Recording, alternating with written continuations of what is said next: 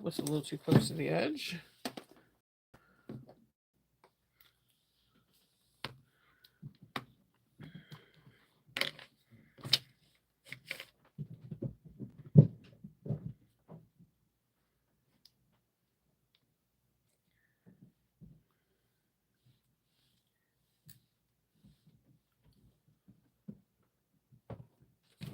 Good morning. How are you? Good morning and happy Thursday. I cannot believe it's Thursday. Keep thinking I'm a day behind because I wasn't feeling well on Monday. Good morning. Good morning, everyone. It's Thursday.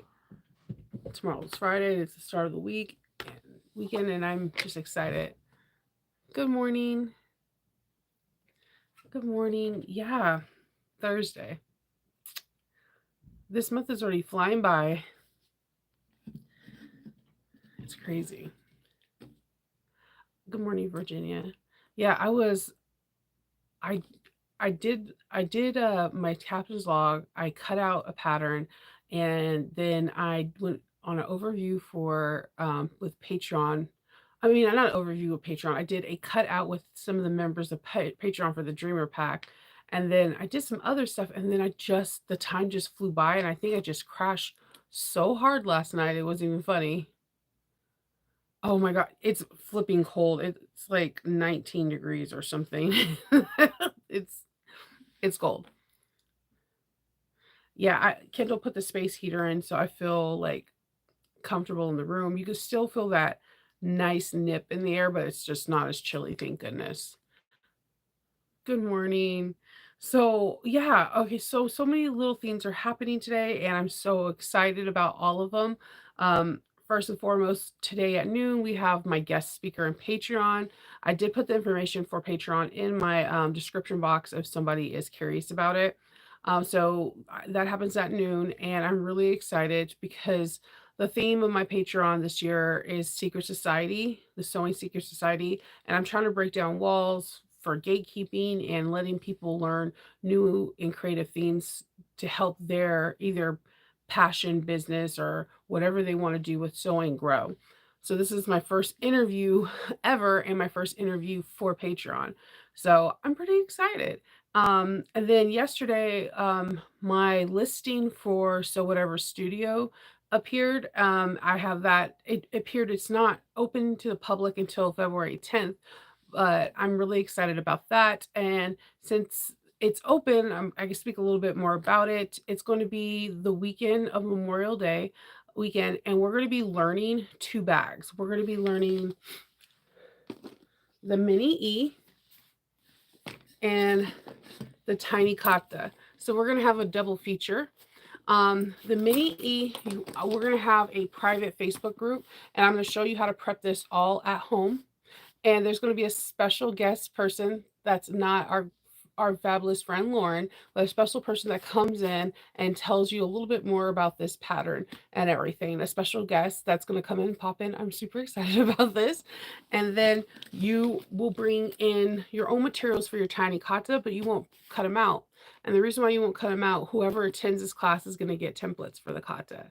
And I'm really excited because I always talk about templates, and I hear Lauren and some other really good creators talk about them. And I thought it would be really cool to provide that for this class setting because I think this is the perfect thing for conventions, bazaars, Christmas fairs, or whatever you do and you're selling. These are a hot ticket and they sell up incredibly easy. So if you have a template, you can cut out multiple and batch sew. And we're going to show you how to cut with them and how to kind of just get your rock and roll on. I'm really excited about that. So these are the two bags that I'll be teaching at the Sew Whatever weekend. And so it's a double feature of Ora Rosa patterns. I'm excited about it. I do. And yesterday also the Sack and Sew, like I told you yesterday, the tickets for the VIP went on sale and there were some hiccups. It is a newer like expo, but she worked it out. She got the system up and she was able to reach out to all the people that got up early to get tickets to get them. And I think there's a few VIP tickets left. So I think it's pretty cool that so many people reached out and so many people are excited about it. And I think it's going to be a really fun expo. 29 in Alabama, that is blimey cold. Like it's cold across the country except where it needs to be cold, California. It's it's it's kind of ironic. It's kind of like, what is going on, Mother Nature? They need the cold and they need the rain. Like, can we make that happen for them? So yeah.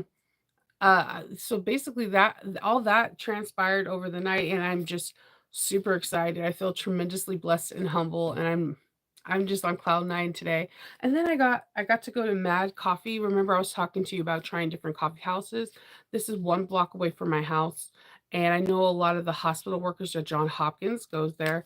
And it's a nice, quaint coffee shop. They have like all kinds of coffee from all over the world. They have Blue Mountain coffee. They have a coffee called Birthday Cake that I want to try. And I got this vanilla salted caramel coffee, and it is fabulous. And for a large coffee, it's $4. Math is mathin', okay? And because they were so fast and diligent, smiling, when I put a tip in the tip jar, I had no reservations because I spent $4. So it was it was awesome. Yeah, it's cold. Let's see. Nope. I'm sorry, it's 17 degrees here. It's 17. I like literally when I woke up this morning at 6 o'clock, it was 12. And I was like, are they gonna have the kids go to school late? Like, I'm kind of concerned because if you look in our forecast, we have these false warm days, which is gonna happen on like tomorrow and Saturday. And then we go into these polar ice days. And then sometime next week, there's going to be days that we're in the single digits, which is not unusual. When I first came here, there was a couple days that they were in -2, but I don't know what the school's protocol is when they do that because I there's no way I'm gonna make my kids walk to school. I will drive them and pick them up, but when it's negative or when they're in the single digits, I just feel like it's really dangerous to be, like, in a public school, but maybe I'm overacting and people in Alaska are like, "You're being foolish, Nova. It's fine." So, it's absolutely fine. Yeah, that is a heat wave for North Dakota. I know, that's what I'm saying, like, it's crazy the weather right now is if people don't believe in climate control, just look at our weather. The United States is all over the place. Like, it does not make any sense. We have fires, we have snow in like Texas and Louisiana and Alabama. Like, we're having ice storms and we're having dumps of snow in like upper state New York and then freezing rain and it is very weird. And then the ice coming from Canada, the European models are tracking it right now and we can have cold that we haven't seen since 1993. And I'm like, okay, I 1993 Schnova wasn't looking at the weather. I can care less. I was outside playing with friends, couldn't tie my shoelaces. Like, so I was sporting the Velcros. So I'm like, I was in California on top of that. So I didn't worry about storms like this. So it's very interesting to see where these storms are coming. And like the forecast is very crazy. It looks absolutely crazy. And so I don't know. Everywhere, I don't think anyone's had like a normal winter, and it's crazy because winter will be the first month of winter on the 21st, meaning that we have 2 more months of winter, and we have no idea how it's going to look. Generally, February is the worst part of winter for the U.S. because we're in the middle of winter, the dead of winter. Like this is the coldest part. Just like August is always like the hottest part of summer and like there's always like a season where it starts to transition a little bit where it's like it shows the worst weather and I'm like what is February going to look like? Are we just going to be like full-fledged like like in Christmas Story where our arms are just out with like layers upon layers of jacket? Are Alaskans gonna be like, see, this is what we feel? Like, I don't know what's gonna go on. And I'm just hoping, like, really at this point, I feel like we all can deal with the snow and the cold as long as the fires in California go away.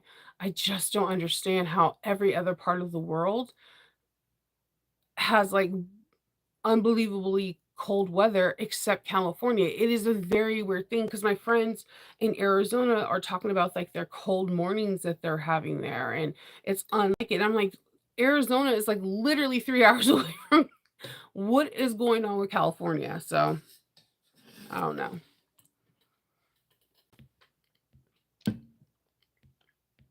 Yeah, I want to be in a blanket. So I plan on sewing one back today. I'm thinking I'm gonna make a ojima. I haven't made one of those in like a couple of months. They sell pretty well at my booths. So I just have to figure out which kind I want. I kind of want to make it playful. I have this really cool SpongeBob Bob fabric, but I don't know if I have the coordinating fabrics that I need. So I might make an ojima. I haven't decided yet. So I want to make something fast and fun because I have 11 weeks to my first convention. And although I don't feel well, I cannot afford to not make like anywhere from 4 to 5 bags a week. So I need to get on it and start making some. So I might do that, or I have a tester. I can print out the pattern, print out the pieces, cut everything out, and really read the thing and go from there. So I don't know. Oh, thank you.